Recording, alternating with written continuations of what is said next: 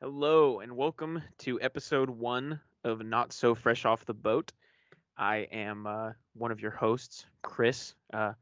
Virtually sitting right beside me is my good friend Pedro Garcia. Hello, good to be here. And, and yeah, we wanted to set out to make a podcast that kind of dealt with some of the things that we dealt with growing up, whether it be immigration, fitting in, what it's like to be an immigrant yourself, or come from immigrants, and particularly the experience that we have, being Mexican American. So yeah, we got a show that kind of wants to explore stuff like that, certain things that I think would be interesting to learn about. Anything you want to say, good sir? Yeah, I think where we both find common ground is that we both have had to navigate predominantly white spaces, just from like where we grew up. I'm from Indiana, you're from Oregon, so if anyone out there listening can kind of also relate to that, then I think you might have a fun time listening. Yeah, and we got a fun one today. It's actually very topical in the news because I'm sure, as you're aware, Pedro, a federal court ruled just 2 days ago that the Trump administration had to fully reinstate the Deferred Action for Childhood Arrivals program, otherwise known as DACA. Yeah, dude. I mean, it's really good news for young people.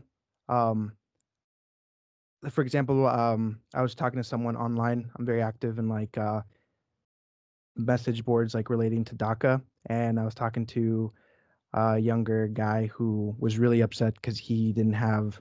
It looked like he wasn't going to be able to go to college, um, and which is something he'd always wanted to do. So this is good news for people like him that for a couple, for some time there thought that there was really no hope for them, and that they were going to have to self-deport, once they hit 21 or 18. Wow. So Wait, and that was strictly because it wasn't like fully reinstated, so like people like him couldn't opt into the program? right, so they weren't accepting any new applicants. Oh, In okay. my case, since all I had to do was renew it, I was able to. But yeah, no new applicants, which stuff being at that age and kind of not knowing where your future is headed. I've been there. I was actually talking to some friends about it where like for me, I got really bummed out like junior senior year when I kind of realized the scope of my situation, to have all my friends talking about their future college plans and me thinking like I'm not sure what I'm going to do. Yeah. No. Yeah, that's tough. I mean, we'll see, of course, how, this new administration coming in January handles any of this bullshit. Obviously, if you can't have any bit of real hope. And what we're going to explore, I guess, in our podcast, in this episode specifically, talking about, the history of kind of immigration as a whole, the different ways that, we as a country have either dealt with it or not dealt with it, I guess would be a better way to phrase it.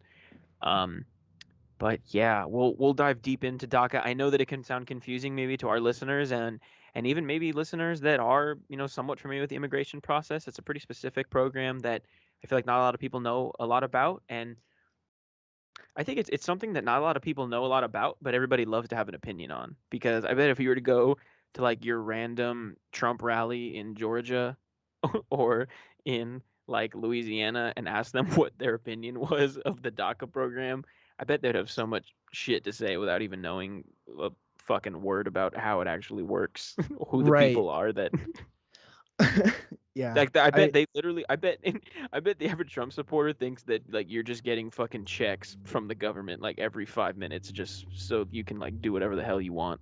Oh, right. Yeah, people don't realize that it's like just strictly so you can work. It's like yeah.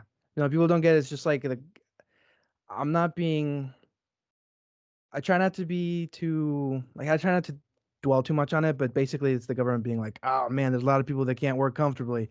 It'd be nice if we could somehow charge them for work." And then every other year I have to file this application and send in like $500. And they're like, "Okay, I guess you can work." Which I was thinking about it. You know how like games like Fortnite and Warzone, like you can buy the battle pass and you like unlock all that content, you know? Yeah. DACA is basically the battle pass for and America. Like and you just have to you have keep to, buying a new DLC every year.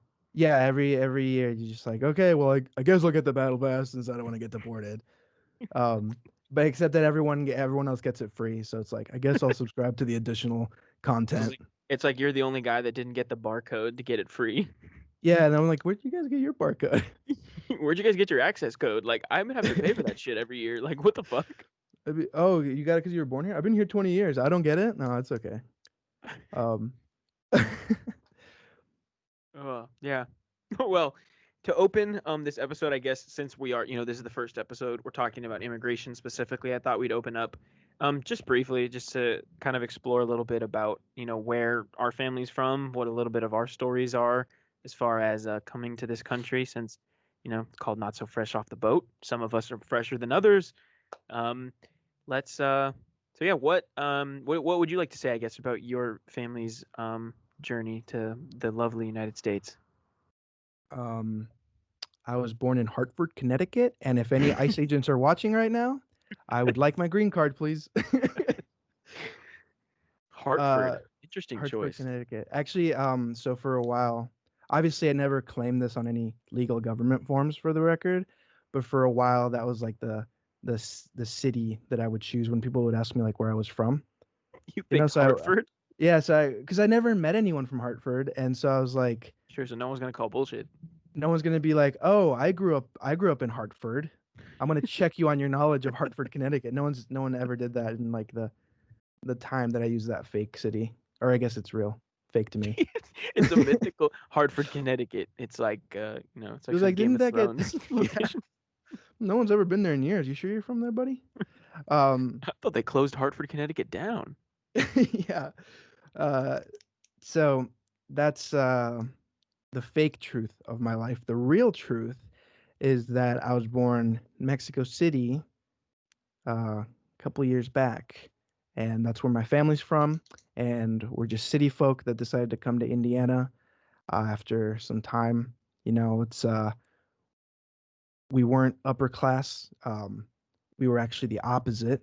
You might call it the lower class in Mexico, and it's really difficult being poor over there.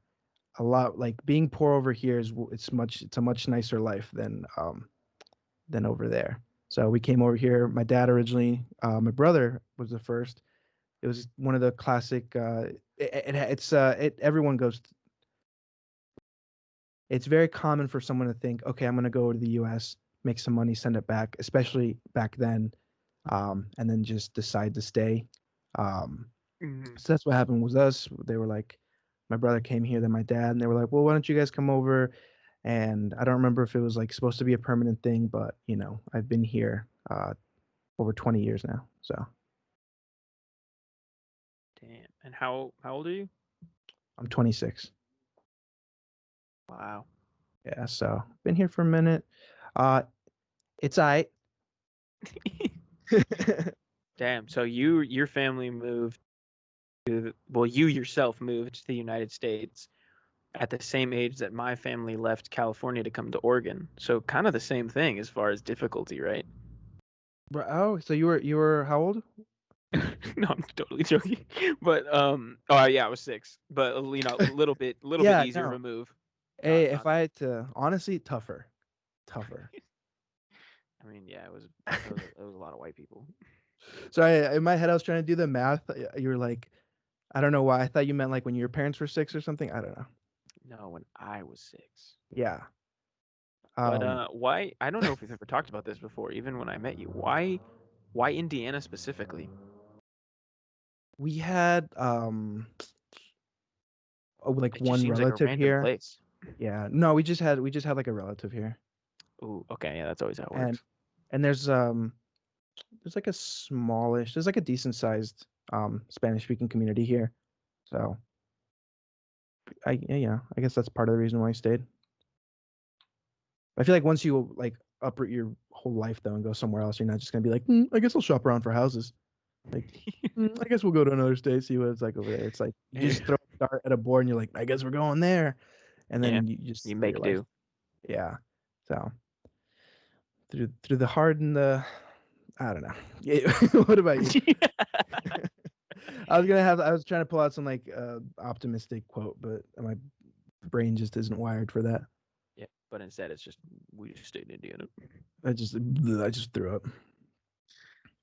And both, like you said, both of your parents are from Mexico City, correct? Like Yeah. born and raised. Yeah. Well, I mean like a little bit further out. I don't remember all the specifics, but yeah, for most of their lives they lived there. Damn. Like from when they were young. So we've all like I grew up in that environment. I definitely always have gravitated more towards like bigger cities. Um, it just so happens that I haven't lived in one in a while. Well, you can thank the pandemic for that. It's all right, dude. I have a roof over my head. I'm thankful. Yeah, that's true.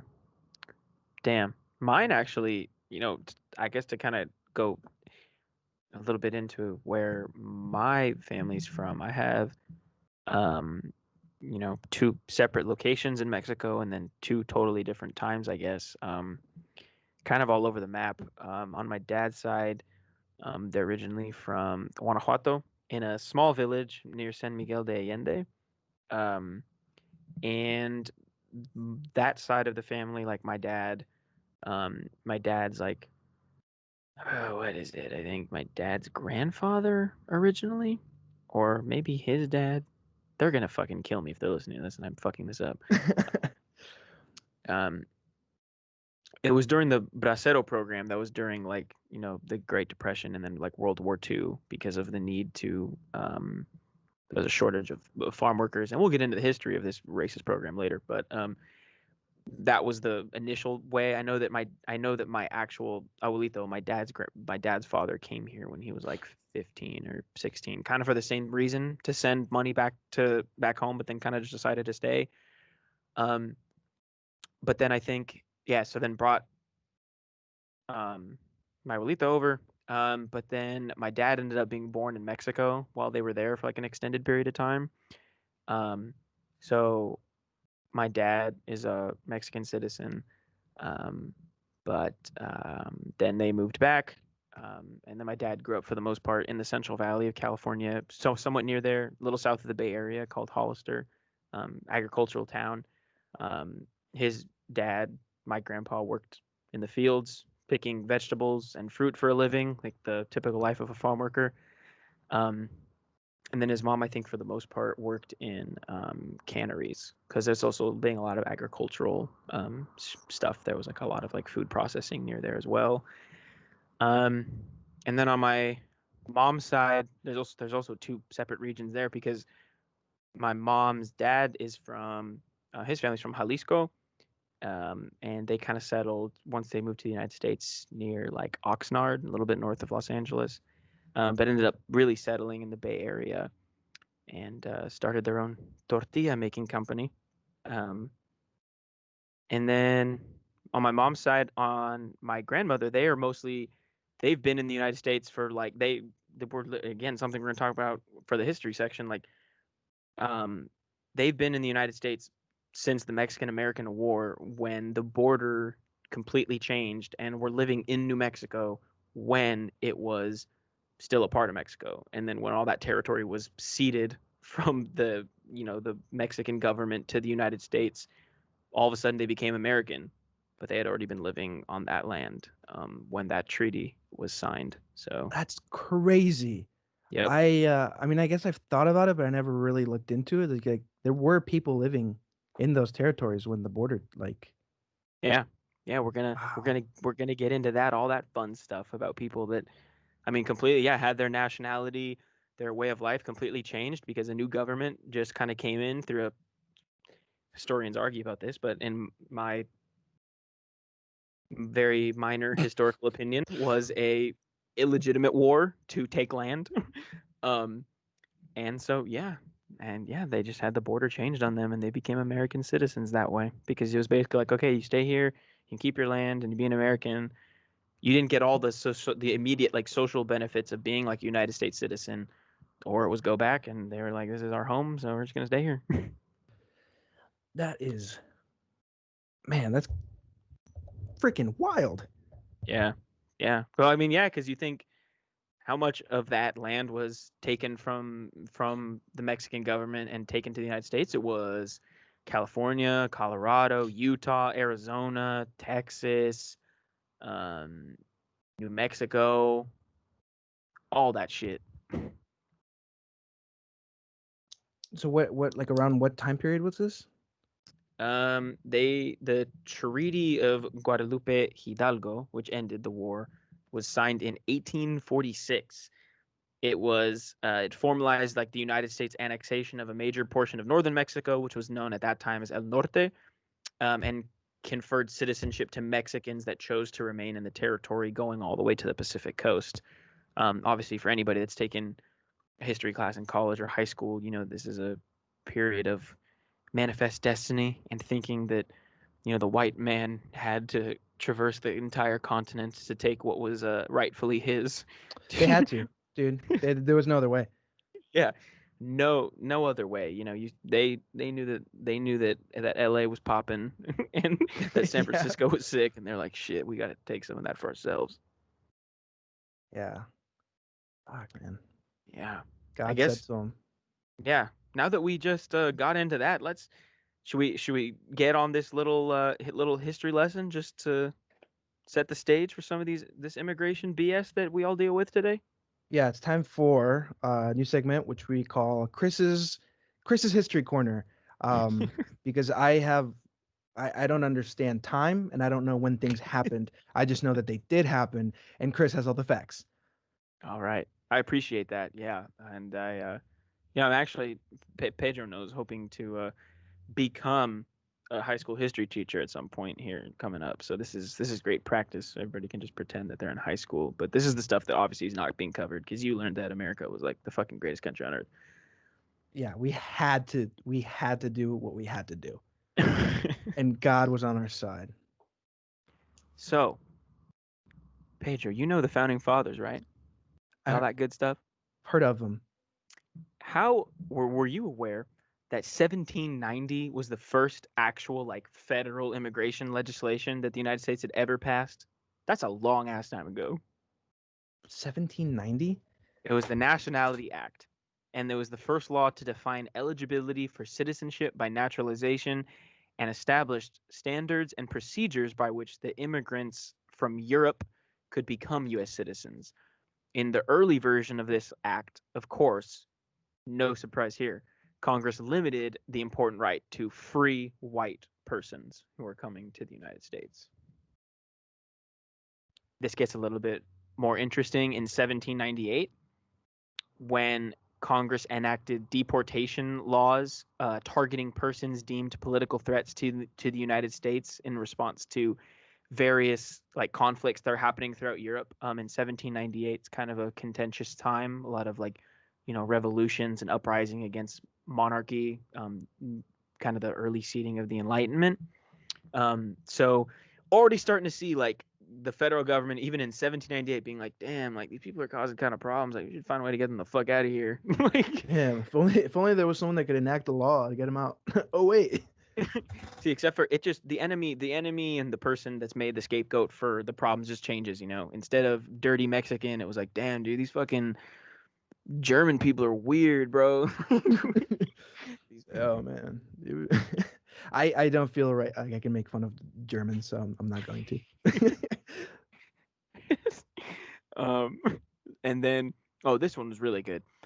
This law was passed in 1803. It didn't become effective until 1808, but there was a ban on importation of any Negro, mulatto, or any other person of color, and this was to end the international slave trade that was happening because basically when when the United States like ratified the Constitution, one of the things that obviously was never settled was slavery.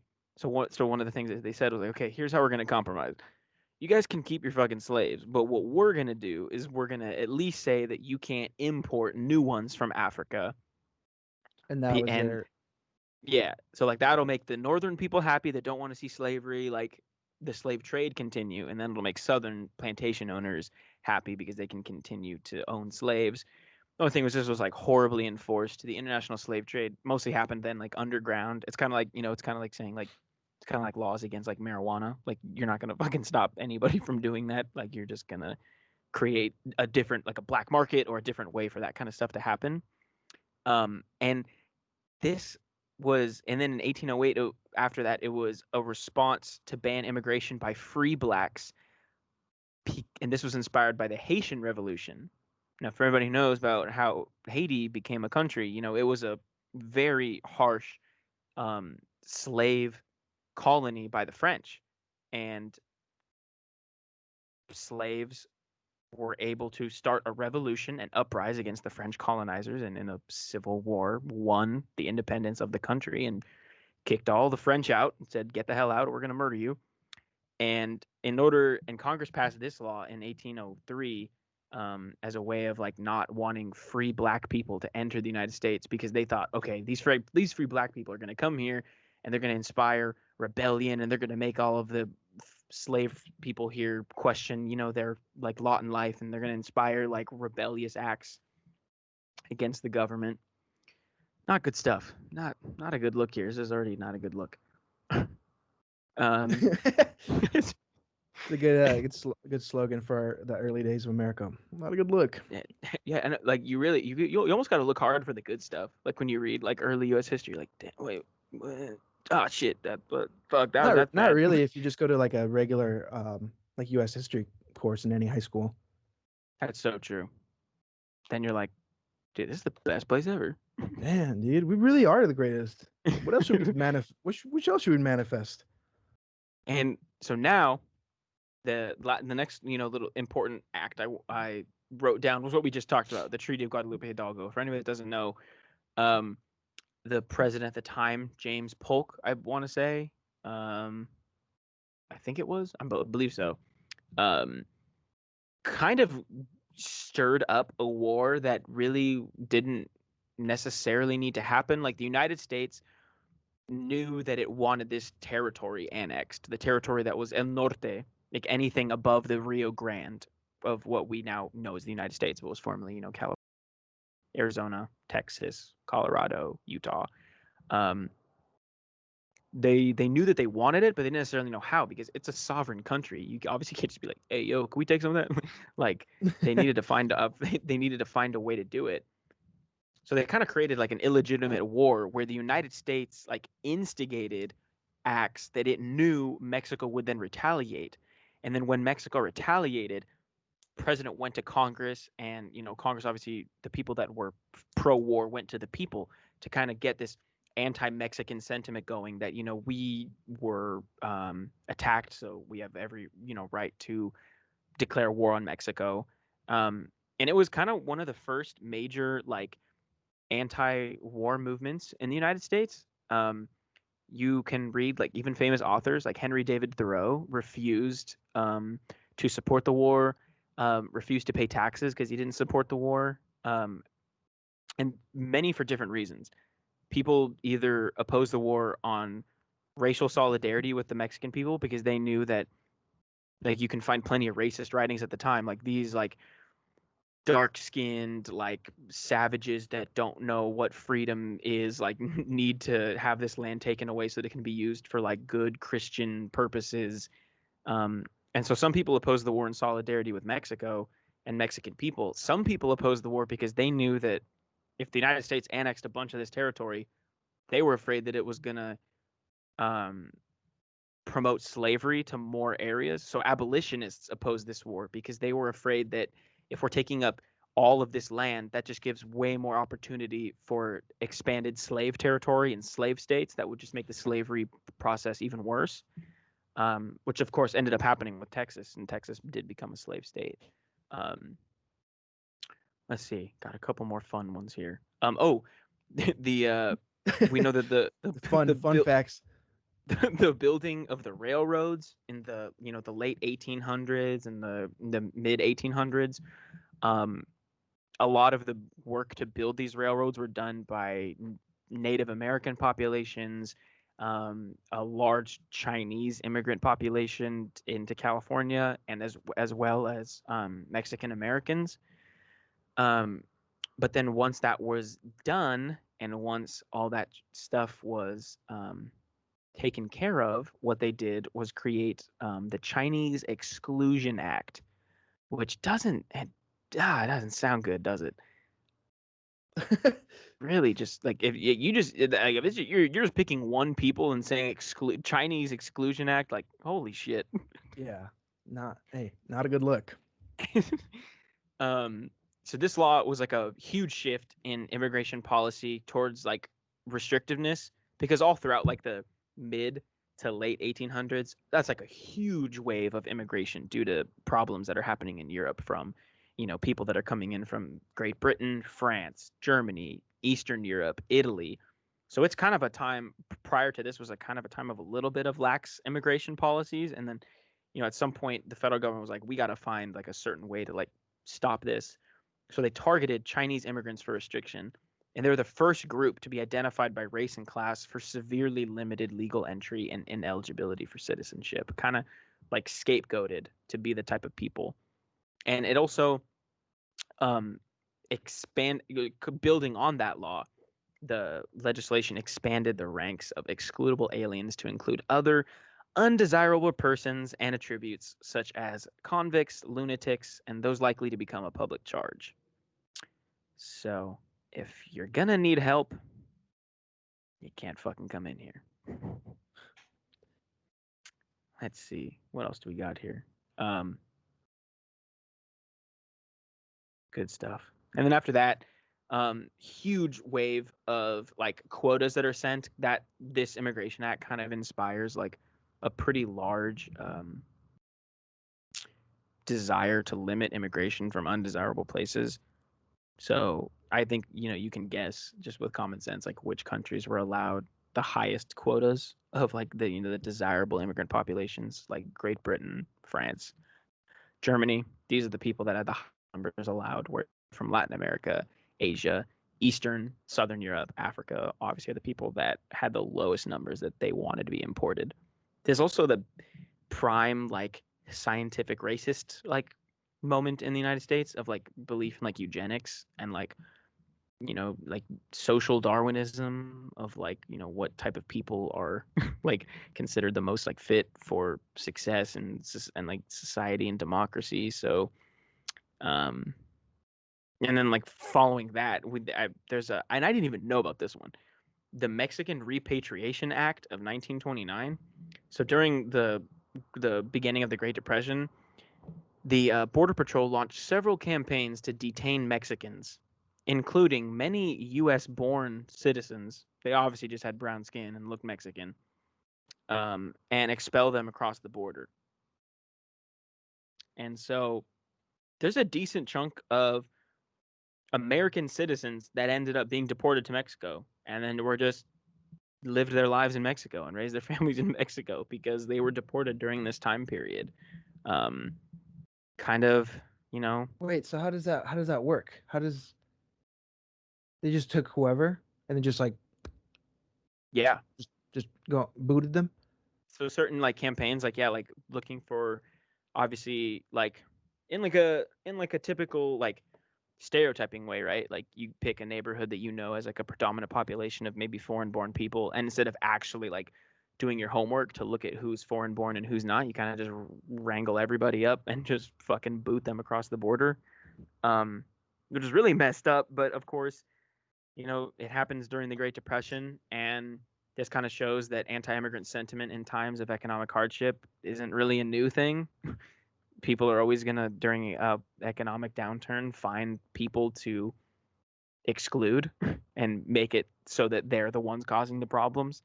Um, and then, just 20 years down the line is when you have the Bracero Agreement, which during World War II, the U.S. government negotiates with the Mexican government to recruit Mexican workers, all of them, all of which are men, without their families. They couldn't bring their families. It just had to come solo to work on like short-term contracts on farms and in other war industries.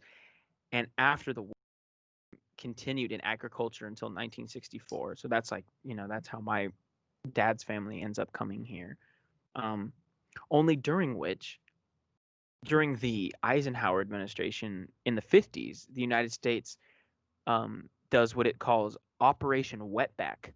So even the Bracero program, which is still going on, these people are here legally because they are temporary workers in the United States that are given authorization.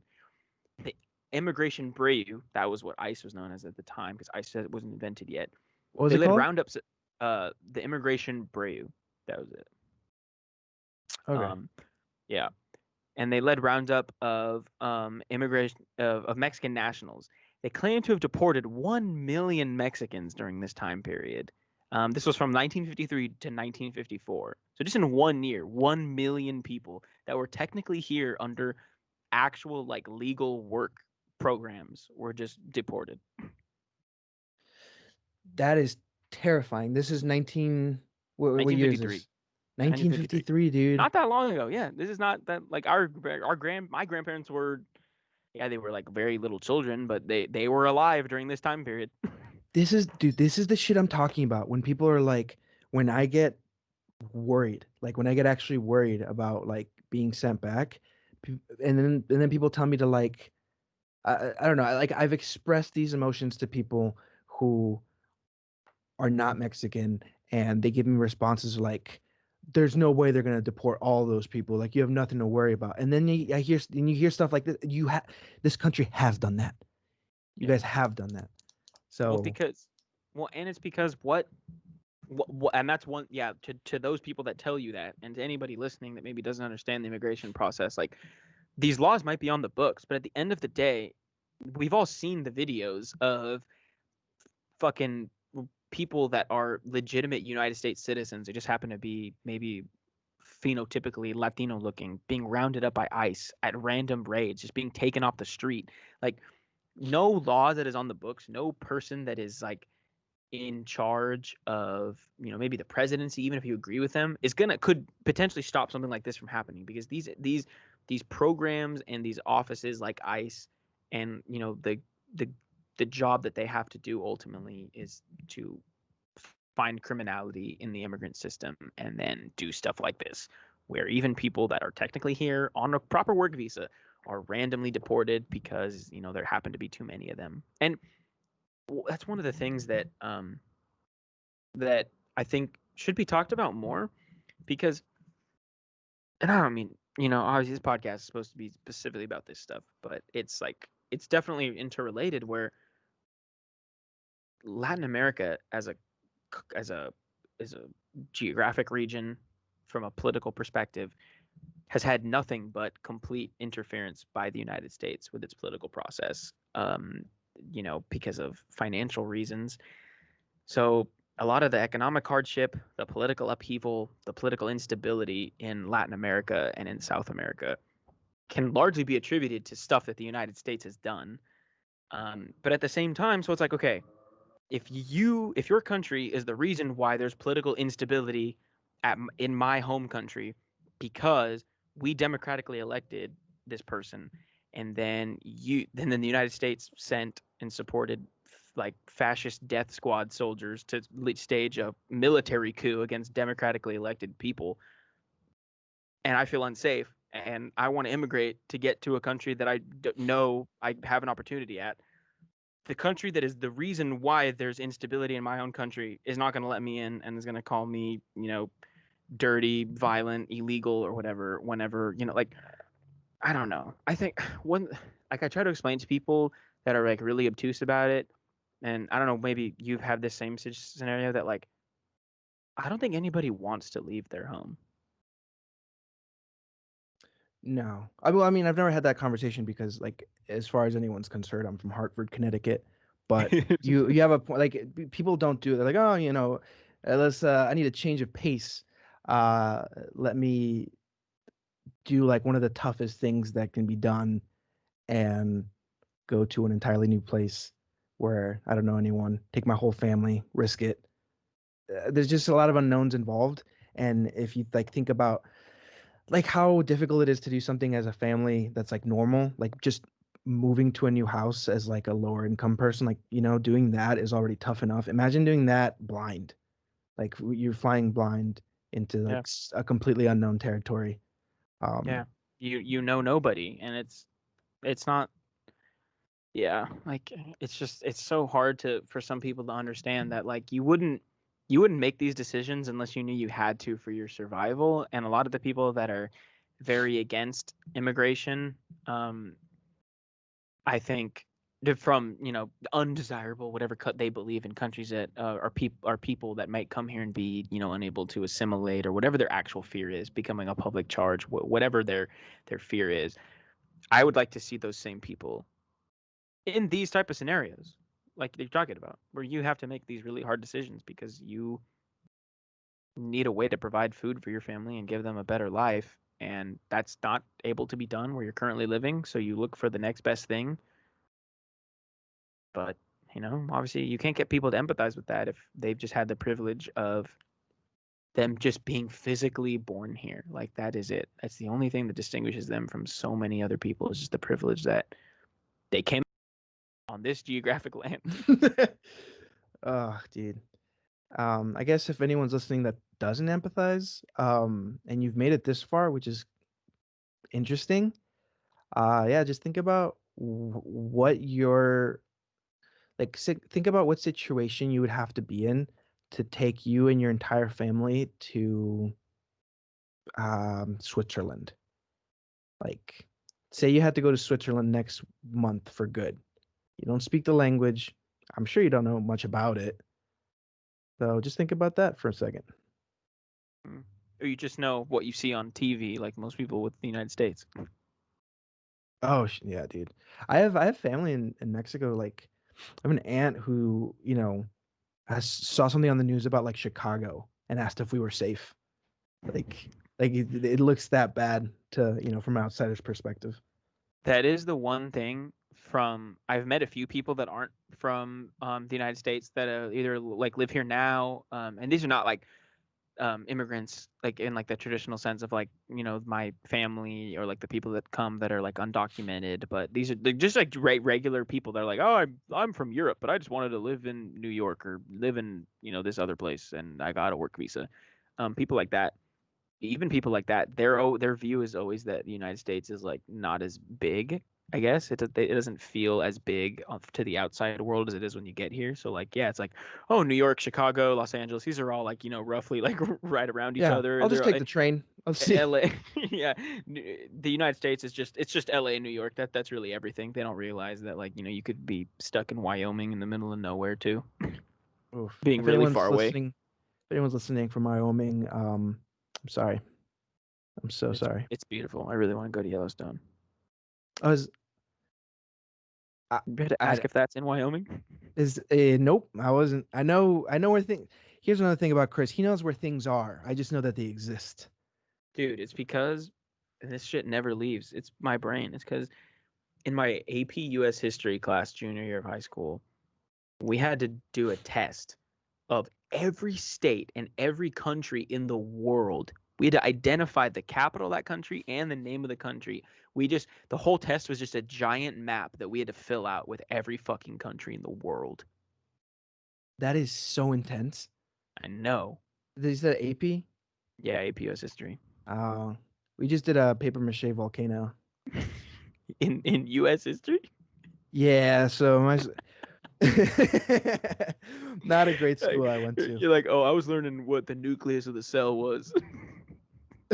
Yeah, yeah. I think I had the wrong schedule. No, I was doing y equals mx plus b that day. Oh, you guys, you learned every country in the world. Yeah, I was sick that day. Yeah, so that's because that has been brought up before that I know a weird amount of geography, and it's because that stupid knowledge that I put in my brain just never left. I'm jealous though, because yeah, we'll stop turning this into the Chris Compliment podcast. But you're good at history and geography, and those are two things that I just have never. It just doesn't stick. Yeah, but Neither has math or science or what are the other subjects? Whatever the other subjects are, I don't remember them. you Um, can shred on a guitar. That subject you I studied can well. I've put in my hours in guitar, and I also, for anyone listening, I am not an idiot. I have a nice job where I need to know stuff, and I know that stuff, and that's all there is to it. Um, so let's get back on track. But no, but now actually, if we're moving on and we're staying on track, it's your time to shine because you're gonna teach me because I know I still have a lot to learn, and anybody listening about the actual, the big theme of our episode and what the thing that's been a big part of your life for the last 8 years because it was 2012 that it was became a program. Yeah, yeah. August 2012, which put me in a very fortunate situation because, um, so that was when I was graduating high school, and there wasn't really like a lot of opportunity on my horizon. I think that's around when things have been getting progressively tougher for immigrants in this country, for a while now. Um, and that's when that program came about, and when I was just scrambling around like a chicken with his head cut off, trying to figure out like what was the next move for me. Um, and so for DACA, it is a it's a work permit that you have to meet a couple of uh, you have to meet some criteria here, and I'm gonna read it off for you. Okay. Um, you were under the age of 31 as of June 15, 2012. So this means that there were people that were eligible, and I'm gonna get back to it later. But it makes it tougher if you were over the age of 18, um, Bro. at this time. But so you're under the age of 31 as of June 15th, 2012. You came to the United States before your 16th birthday. You've continuously resided in the U.S. since June 15th, 2007, up until that point in time when you're applying. Mm-hmm. You were physically present in the United States on June 15th, 2012, and at the time of making your request for consideration, for this permit. Um, no lawful status on that same date, June 2012. Mm-hmm. Uh, you're currently in school, have graduated or obtained a certificate of completion in high school, have obtained a general education development certificate, a GED, or you're an honorary discharged veteran of the Coast Guard, Armed Forces, Coast Guard, or the Armed Forces. And you have not convicted of a felony, significant misdemeanor, or three or more other misdemeanors. And you do not otherwise pose a threat to national security or public safety. Bro. So you have to meet all those requirements. I almost didn't get it because of the last one, because of these guns I carry around. Um,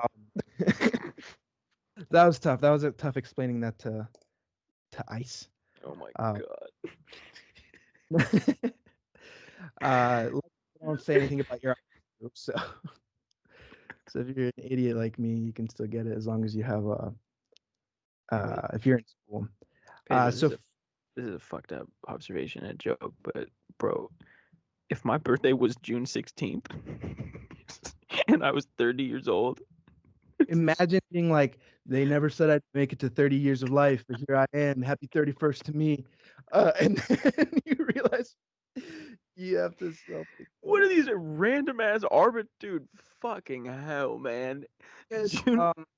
I was so in all, just for the sake of transparency, I never really kept up with anything.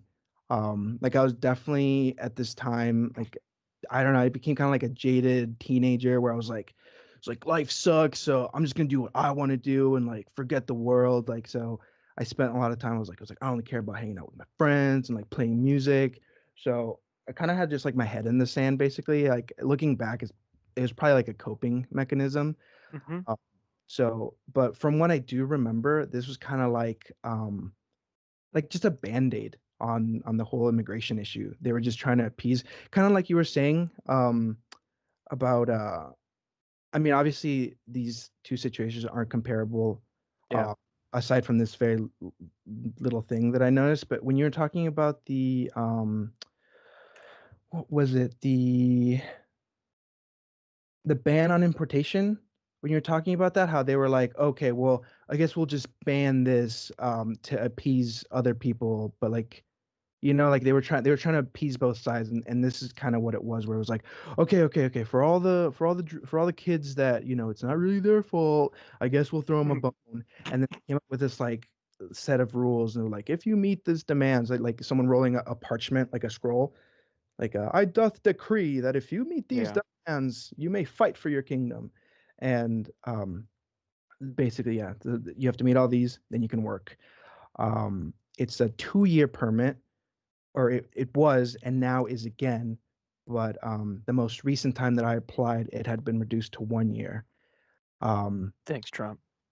yeah, but now it's back to 2 years, and I have to wait and see like how this is gonna play out because you have to pay $500. It's a fee for requesting consideration. So you can pay this $500, get denied, you don't get that money back. You're a poor immigrant, you're out $500, and you also can't legally work anymore. That's like a very real situation. Ay.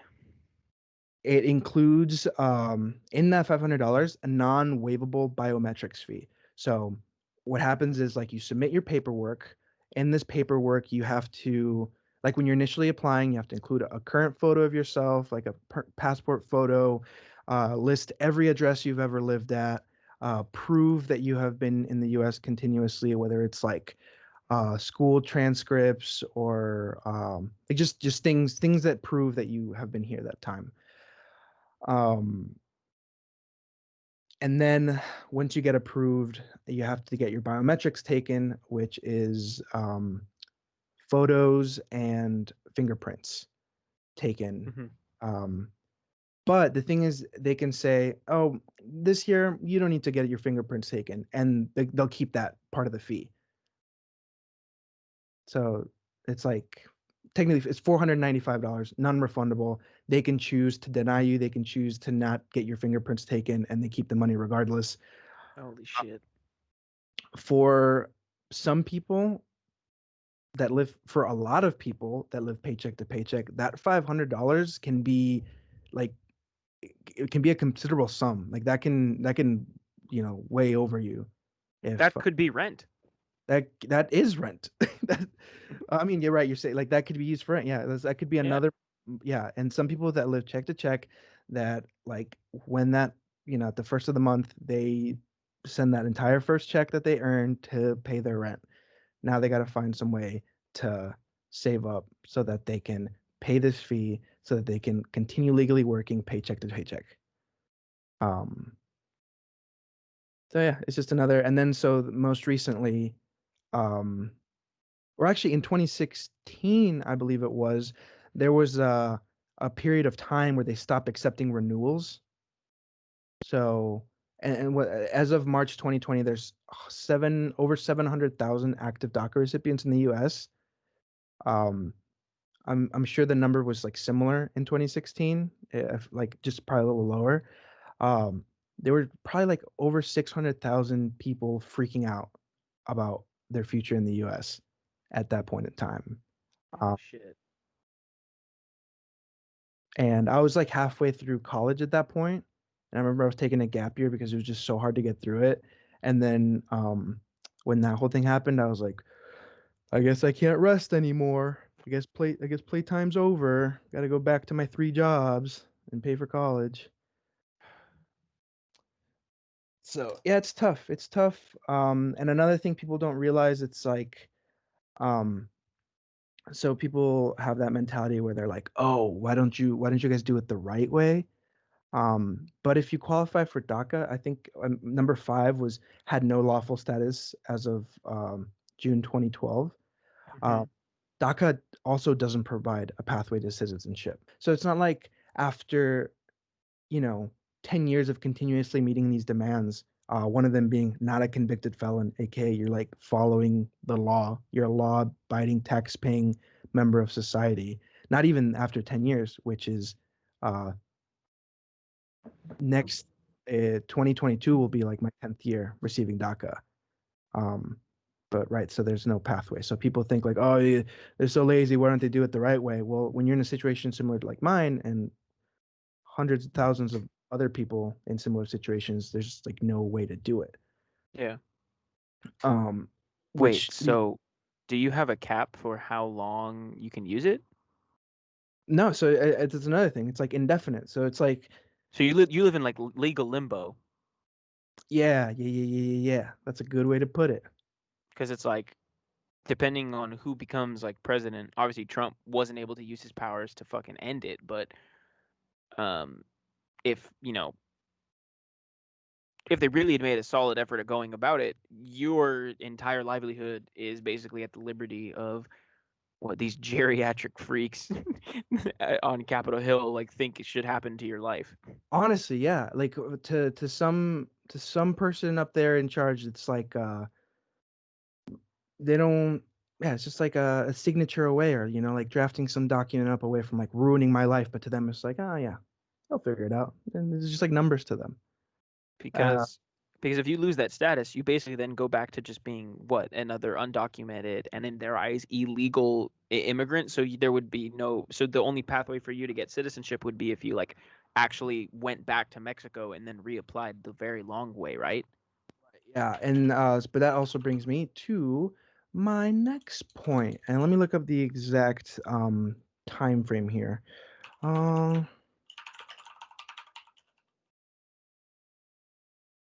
so there Guys, I is some promise, not every episode is gonna be this depressing, but there's no way to sugarcoat this legal shit. just crazy, bro, and it's like I try and be chill about it, but it's something that weighs on your mind constantly, because there's really no um yeah, I mean, there's like no long-term solution presented. So as far as I'm concerned, every other year I'm like, oh, I guess I hope I get accepted this time. Hope and it's not, so there's something called unlawful presence. Um, and if someone accrues unlawful presence in the United States, they can get barred from re-entering the United States legally in any form, in any capacity for a certain period of time. So, um, if you have accrued more than 180 days, but less than 365, so one calendar year of Yeah. unlawful presence during a single stay, that's a um, 3-year period where you cannot be admitted. You're barred from re-entering the U.S. Any more than 1 year, that's 10 years that you're not allowed to return to. Oh my god. So that's where I wanted to circle back to people that were uh, under the age of 31 but over the age of 18, because this only starts happening after you're 18. That presence accrual time only starts happening after you're 18. So people that are 31 that have or like that were like 30 at that time and have been on DACA since then. So around this time, what they'd be like, um, you know, almost 40. They're looking like at a 10-year ban. So they came to the U.S. before their 16th birthday. They're 30. They apply for Mm-hmm. DACA. They've already been in the U.S. 16 years. 10 more years pass. So now you've been in the U.S. more than half of your life. You're Mm-hmm. almost 40. DACA gets swept out from under your feet. You have to return to your home country, maybe, like if you can even call it your home anymore. And then on top of that, you're banned from reentering for 10 more years. Oh my god, dude. Like that's I mean, obviously it gets like more complicated on because it's a case by case basis, like for adjusting your status, like or applying for DACA, like Yeah. adjusting status more so. But so I wanted to bring up some talking points. I was talking to someone online about like if they wanted to discuss anything anonymously with like anyone listening, and they kind of wanted to make it a point of like how difficult it is adjusting status for like different people. So it varies. If you entered with inspection but overstayed your visa, that's a different story than if you entered with inspection but like there was a point in time where certain countries didn't need a visa to come over here, Yeah. and all of a sudden they did, but people that came to visit were just like already here. I think that in that situation, straight up just like deported. There's like nothing you can do if you get into legal trouble if you're Oh in my that situation. god, dude. Um, if you entered without inspection, but you turned 18 But if you got DACA before you turned 18 or like right around that time and you don't have like that accrual time, that's probably best case scenario based on like what he was telling me.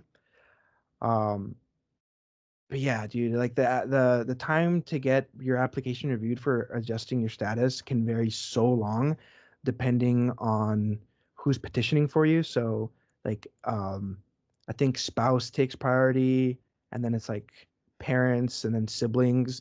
Um I don't know the exact wait time right now, but Oh, it's absurd. it's I remember in that book I gave you. right. I've been reading through that dude, it's like years. No, like I know there are people that if you applied from like in like I think it was the example they gave in the book was like India. Like if you had applied for that program in like they're just getting to people that applied in like 1995 or something crazy. Yeah. At what time was the book published? I don't remember. I think it was like the book was published in like 2013. But still, that's an absurd amount of time. And, I know people that have been waiting like 10, 15 years Yeah. and you just kind of twiddle your thumbs and hope that nothing goes wrong. Or that Um, you're alive. There are so many documented cases of that too, where they it was so sad. They mentioned that in the book once, where like this person was waiting for like their brother to come, and the day that they found out their brother got a green card to come here through that process, he had like died like a year ago. and they had no communication. No, they knew. They obviously knew, but their brother had been dead for a year. He knew that Oh, his okay. brother was dead, but then like Oh, a okay. year after he had passed, they got their like acceptance like letter that he could get a green card to come here. That's And really, they had been waiting for like 15 years. that's so, that's heartbreaking, dude. Yeah. People wait that long. Um, it just, it's kind of, it's interesting, um, to hear people in this I mean I don't just want to say it's Americans, but like we definitely live in a society where everyone wants everything yesterday. um and they want all these options, they want everything. And then you have this just like archaic process that takes so long that people can't even fathom like waiting that long for something. Like they just don't understand what it is, and then they just spew out this rhetoric that's like, we do it the right way, blah blah blah. um, but they Yeah. don't understand like the scope of the situation and the magnitude, like the wait time, the fees, everything that goes into it. Like the people, sometimes the people that need it the most are people that don't have the money to or time to damn, dude, this is depressing. Well, I mean, it's depressing, but it's something that people need to learn more about. And I don't know if you're listening and you do know all about this, and you're like, heard all this shit. This is my life.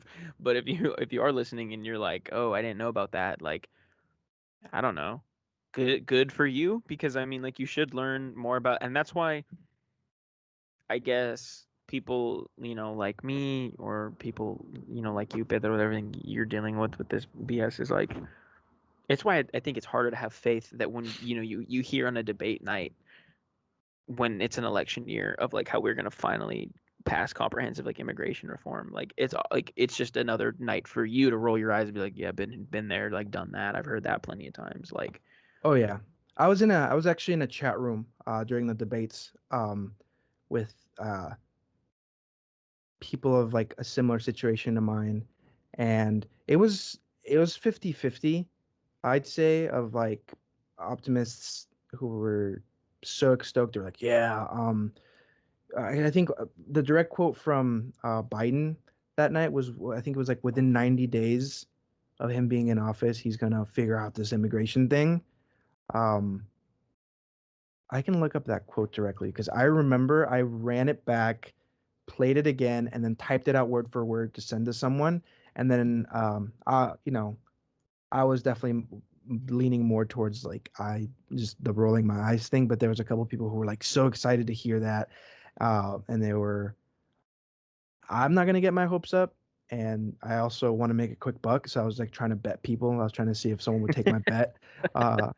That I wanted to put down like $100. Nothing happens. like by the 91st day. But no one was quite so optimistic to take me up on that. You know what part? And I mean, I know that this was probably put into the law just to appease to conservative fucking losers who are like who want to create these barriers because of they want like they think of like the model immigrant, like the guy that comes here that's going to immediately, make some sort of a difference in what their mind of what a good immigrant is. Of like, this guy's gonna get his fucking PhD in medicine. He's gonna come here and like and cure cancer, like that type of thing. Of like that what they're thinking, and that that's the type of thing that the Democrats and people like Obama even had in mind when they make things like are currently in school, have graduated or obtained a certificate of completion from high school, have obtained a general education development certificate, or are an honorably discharged veteran, like have not been convicted of a felony, like that is just because like these people believe that in order for people like you and your family to have a chance, that you need to be in their eyes like perfect. You don't des- they don't believe that you deserve a chance if you maybe had difficulty, in school, and you had to like drop out of high school and you haven't gotten your GED yet because maybe your parents work and they don't really speak the language, so there's not real like there's not like academic support at home that you can get, or and maybe because of that you've had some run-ins with the law, that you've maybe gotten involved in some difficult situations. Like, I don't, it's makes me so infuriated that like the person that they want to give a chance to has to always be the type of immigrant that you see on like on like debate night. Like, I have a 4.0 from Harvard and I'm undocumented and I am currently using stem cell research to make legs grow back from amputees. Like, it And can I it just want to can help our veterans. it can never just be a fucking average human being. Like, why can't the average person have the same like level of being like, oh, this dude that dropped out of college and has a misdemeanor like robbery or something there, like he did, or arson, something he just did something dumb as like a teenager with his friends, like something like that. Like, why doesn't that kid deserve just as much of a chance to like legally stay here as the kid that they want to like show on CNN? Right. And from like, so they always use that like trope, that like that super immigrant, it's like that you just described. They always use that in like all these publications. Like anytime you see like an article about it, it's like, oh, like why should they always use that person.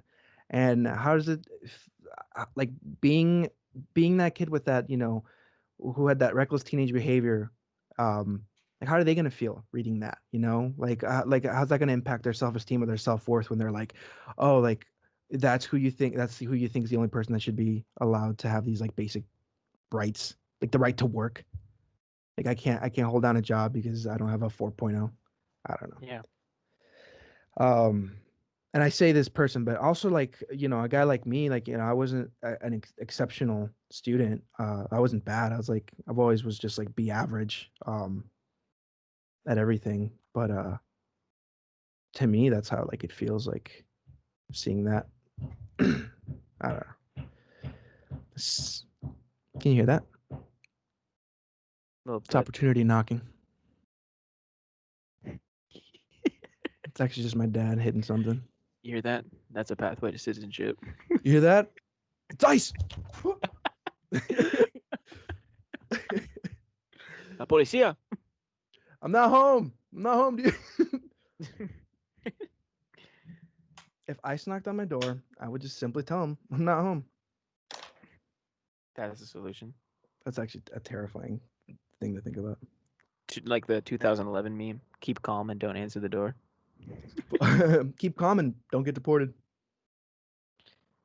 Yeah, man. So I guess the big lesson is, if you're someone who thinks of yourself as like politically progressive, or someone that is supportive of immigrant rights, just know that it's a lot deeper than what you see on TV. And what I mean? Even my dad. I remember when I learned that my dad, because and if you're listening, hello, you're he your he is a permanent resident. Um, and when I actually learned that, like, because I got scared when I was a kid and I found that out. I was like, wait, my dad's not a citizen. Like, shit, he's about to be deported. But when I learned that it doesn't come with as many protections as people think it does. Like, it can be taken away pretty quickly, like permanent residency status, or like a couple, just like random slip ups that you can accidentally make along the way, or you obviously have to live up to that model immigrant persona, because if you commit any sort of certain like crime that the government deems is a crime of, like, I think the legal language is moral turpitude, which means like they're crimes that are based on like morality, like they have to do with like robbery, arson. If they're like felony charges, then you can, even if if you have a green card and you're a legal permanent resident, that can be taken away and you can then face deportation proceedings. What It is happens to it? people. It happens to people with refugee status. I remember watching a documentary. There was a talking about like people who fled Cambodia during the genocide that had happened there, and they grew up in Seattle in public housing projects that the government provided for them, and there was a area that was pretty crime ridden and pretty poor. And so they'd gotten involved in like gang activity. These teenagers, and because of the gang activity that they had participated in when they were younger, these people who came to the United States when they were little infants were deported to a country that they don't know anything about because they lived literally their entire life in the United States and are now forced to live in Cambodia or live wherever they're from based on so even if you had refugee status, legal permanent status, because of those mistakes that you made, you lose your privilege to be able to live here. I guess it's kind of a misnomer then, permanent residence. It's like permanent if you behave. It's Yeah, like permanent. it's like when your mom tells you to stay in your room. If you leave the room, it's like shit. Like it's like that's like the government being like, "Hey, so we're gonna let you be here, but you just gotta like do this stuff and like not leave this Yeah, area." you can stay right here, right where I can see you. Yeah, right. We can be under your watch, and if you so much as leave this room, do anything I told you couldn't do, this house is gonna fucking burn to the ground. Oh man. So I do have two points I want to cover real quick. Yeah, go ahead. First point. Um, sorry, I'm thinking how I want to phrase this. Um, so first point. A lot of people keep using the word. I mean, I get it. So we're undocumented, but I think that we sh- people have to change their views on DACA recipients because of how heavily documented we are. Like when you really think about it. So going off Mm-hmm. that like misnomer of like permanent resident, like undocumented, um, every 2 years we have to update everything. The government knows more about like probably DACA recipients than like your average resident because every 2 years we have to go ahead. Like even if our say I were to burn off my fingerprints, next time I apply for DACA, they're gonna know that. They're gonna be like, "Hey, your fingerprints. What's going on here, buddy?" Um, change an address, like any non-significant misdemeanors that happen, everything. You have to disclose all information when you fill out a packet, like this fat packet. Luckily, you can do it online now. When I first started filling them out, um, like I remember I did them in paper. I don't know if I had to, but that's what we did. So that's the first point. And I just want to let everyone know that the government knows everything about us that they need to know and more. And then the second thing was that um, there's like an idea that maybe we're lazy, we want a handout from the government. We don't qualify for like a lot of things, and I don't think people realize that. Like for school, when I went to school and for a while there, DACA did not qualify for FAFSA. No financial aid, no federal assistance in school or outside of school, really. Mm-hmm. And then, so the people in my life, so this is just anecdotal, but a lot of people that I know that are kind of living in the shadows, so to speak, um, they're afraid. They're afraid straight up to ask for like any kind of assistance. If they're here undocumented and they don't have DACA, they are afraid to ask for help because um, they don't want to give the reason that. they don't want to give a reason to the government to poke around some more, right? They want to stay Yeah. under the radar as much as possible. They don't want to fill out an application. They don't want the government to know that they're asking for help or like anything of the sort that would And obtaining help you're not supposed to is legal grounds for deportation. yeah, there you go. So but I'm just saying like there's some situations where like we are allowed to, but some of us are still like scared to reach out, Yeah. and Yeah. then Yeah. because I know yeah, a while back there was like a program that helped my family and we were eligible. And when my mom told some of her friends or other people that she thought should seek into finding out if they're eligible or not, like they were just like straight up afraid to do it. They like didn't want to fill out any paperwork. They didn't want to ask any questions. They're Yeah. like you just want to stay under the radar. And so like I think the direct quote here from I did ask some people if they wanted anything to be known about DACA, and I sent you the picture. But yeah, that's basically what one friend wanted me to say was that we don't get access to most of those programs like people think we do. That think that like immigrants are just coming over here and like um, yeah. And also yeah, Or that you voted 500 times for Joe Biden. none of us voted. I don't know who spread that lie, but none of us voted. Jesus. And yeah, so a lot of people, some other people wanted me to mention that like a lot and I keep saying us, but I definitely am not the voice of DACA at all. There are just some people that definitely identify with this country as their home. They don't see themselves different than any of their peers, um, and yeah, it sucks and it's hurtful to be seen as an outsider when you've spent like your whole night here, or not your whole night. Yeah, I've been here. Honestly, been here one whole night. Can't Wait, believe I got you're DACA. gonna kick me out. You're gonna kick me out the club. I just bought a bottle and I just got VIP services. Dude, that's yeah. Just bought the battle pass. How are you gonna boot me? You're gonna boot me after this one night I was wanting to have here. Oh man, dude. Honestly, the U.S. servers are whack. Um, so yeah, those are the last 2 points I wanted to cover. There's I'm not the most like I'm not super well versed in law or like even DACA. Like sometimes I'm like missing information. Um, so if any of the people from my online chats are listening, I appreciate it that you tuned in. And if you think I missed anything, just go ahead and hit me up. Yeah, for sure. And if you'd love for us to cover, if you have a story that you think you would want to be told, and maybe in an anonymous way, anyone Pedro knows as well as anybody I know, or any random person that's listening too. We want to have a place where you can send us stuff anonymously to share.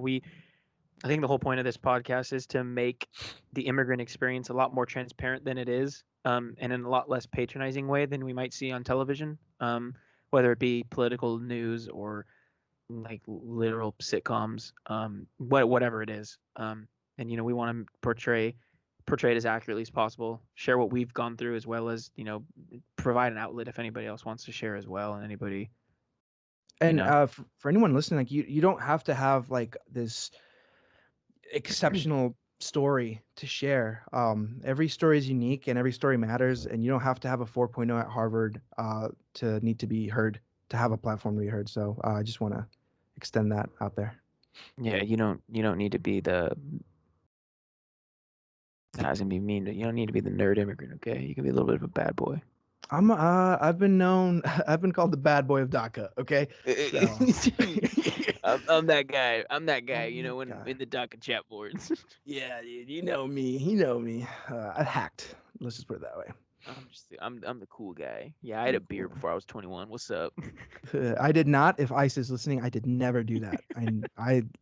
I follow the law. It's my my biggest in job interview in job interviews when they're like, "What's your biggest weakness?" I'm like, "I follow the law to a T. I cannot break the law." I play by the rules. If you tell me to do one thing differently than a previous like boss told me not to do, then I'm not gonna do it. I No follow way, every rule dude. I've been ever told. The thing about me is I follow the rule book. Well, Ma- should we wrap up here?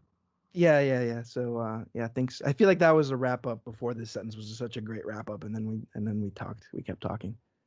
That's always my favorite part about podcasts is when like they do the nice wrap up and then they have this joke around period where it's like, oh, we should wrap up there because now we're just riffing. But yeah, that's like So, every podcast you've ever heard. and I just really hope we reach someone that needs to hear all this. You're not alone. This situation is not ideal, um, and we'll get through it.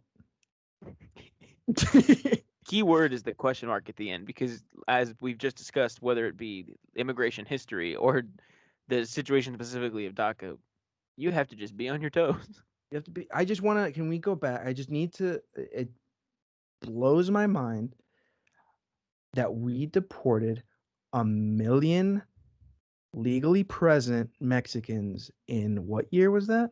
That 19. would be 1953 to 1954. So, if any of my friends listening that don't really understand why maybe sometimes the news freaks me out a little bit, just hold that little tidbit of information in the back of your brain there. And signing off. Yeah, This has I been not know. so fresh off the boat. I know this was a long one for the first one, but I think it's important. Stay tuned for further episodes in this season. Going to be delving into a little bit more personal stuff. Maybe hearing some stories from people that we know. Covering different topics that aren't just legal immigration stuff, but really appreciate if you stuck around this long. I think it's important to listen to this whole episode. And yeah, uh, stay safe and stay healthy in this completely atrocious year, and keep your family close at this holiday time.